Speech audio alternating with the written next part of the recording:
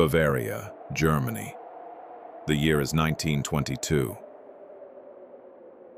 A farmer steps out into the snow at dawn. He stops. He stares. There are footprints in the snow, fresh, heavy, a man's boots. They lead out of the dark forest, straight to his farmhouse door. But here's what doesn't make sense. There are no footprints leading back. Whoever walked out of those woods never left. 4 days later, the farmer is dead. His wife, dead. His daughter, dead. His 2 grandchildren, a 7-year-old girl and a 2-year-old baby boy, dead. 6 bodies, 1 farmhouse, 1 killer who walked in and never walked out. This is the case Germany has been trying to solve for over 100 years. And tonight you're going to hear every chilling detail. The farm was called Hinterkaifeck. The name itself means behind Kaifeck, a hamlet so small, so forgotten, it barely existed on any map. It sat alone, half a mile from the nearest village, surrounded by dense, dark Bavarian forest. No phones, no electricity, no neighbors close enough to hear a scream. This was home to the Gruber family. Andreas Gruber, 63 years old. A hard man, a cold man, whispered about in the village for things no one would say out loud.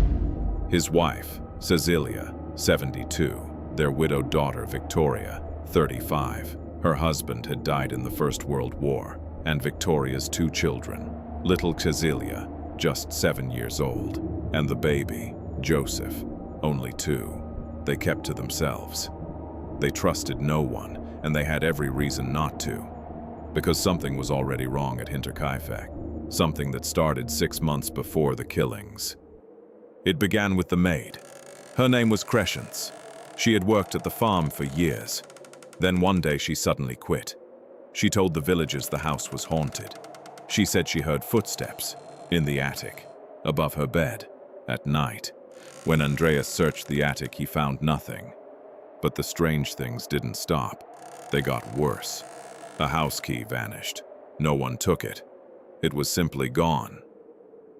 Then a newspaper appeared on the kitchen table. A Munich newspaper. No one in the family had bought it.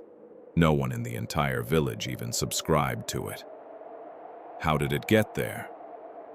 Then Andreas heard it himself. Footsteps in the attic, at night. He climbed the stairs with a lantern, searched every corner. Nothing.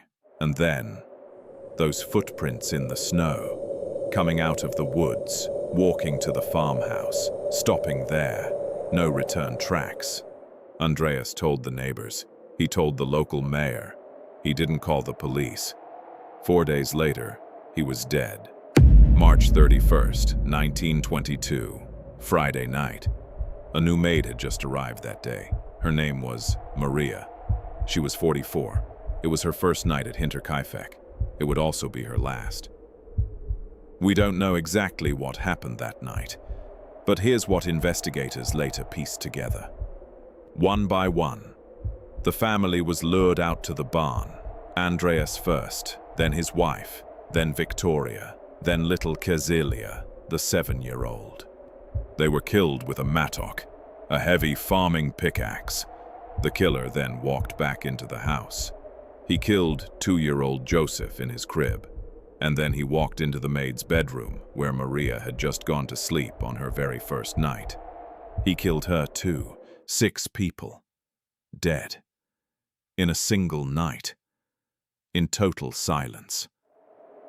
And then the killer did something that nobody, to this day, can explain. He stayed. For 3 full days after slaughtering the family, the killer lived inside Hinterkaifeck. He fed the cattle, he milked the cows, he cooked meals in the kitchen, he ate their food, he slept in their beds. Neighbors passing by saw smoke rising from the chimney. They assumed everything was normal. It wasn't. Inside that quiet farmhouse, a killer was calmly making coffee, just feet away from the bodies of the people he'd murdered.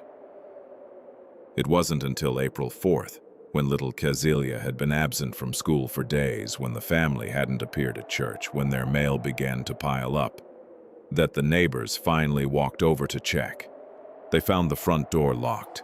They went around to the barn, and inside, they found 4 bodies, neatly stacked on top of each other, covered with straw and an old door.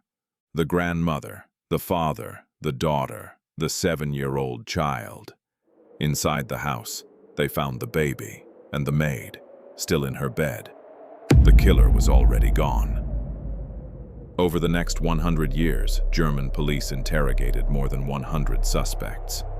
A jealous neighbor named Lorenz, who was one of the men who discovered the bodies, and who showed no emotion when he walked past the dead children.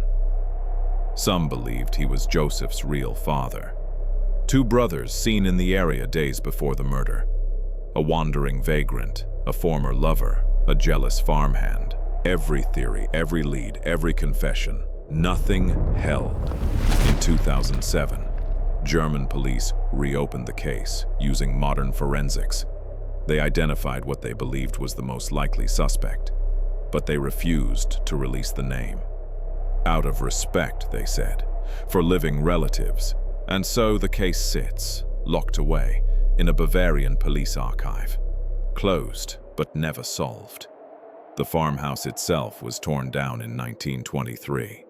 When workers demolished the attic, they reportedly found something disturbing. A makeshift bed, hidden in the rafters, food crumbs, signs that someone had been living up there, watching the family for weeks, maybe months, before he came down those stairs on the night of March 31st. The killer was never a stranger walking out of the woods. He had been inside the house the whole time. So now I have to ask you, who walked out of those woods? How did he stop leaving footprints? Who was sleeping in the attic above a sleeping family for weeks, eating their food, taking their keys, reading newspapers, waiting? And the question that keeps people up at night even today.